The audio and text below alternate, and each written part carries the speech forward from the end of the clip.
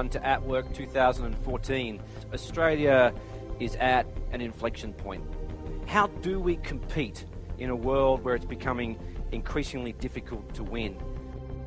You've got to own what's next. You've got to be willing to innovate and advance yourself and kind of own what the next themes are. And one of the most important themes we see around the world is just the merger between the physical world and the analytical world.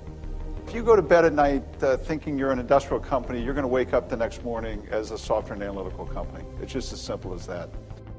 As Peter Fuda says in his book on transformative leadership, don't be an actor, be the director.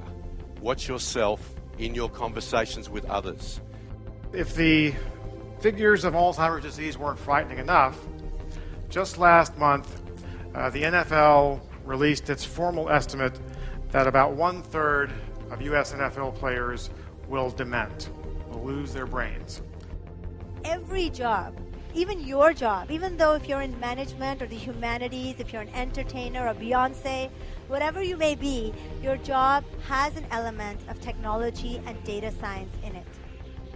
Instead of you and I being connected, what would it mean if machines could be connected? Do you realize that your chance of death is much higher if you're admitted to hospital on the weekend? Right, it is.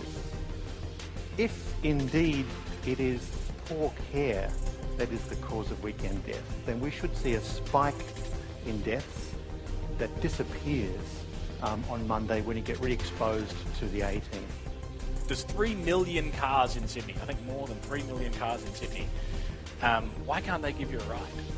We're now making those assets that are already in the city, we're making them work. Our software is making the city work better. Aviation is a high technology industry, but innovations happen incrementally over time. And there's a lot of experimentation.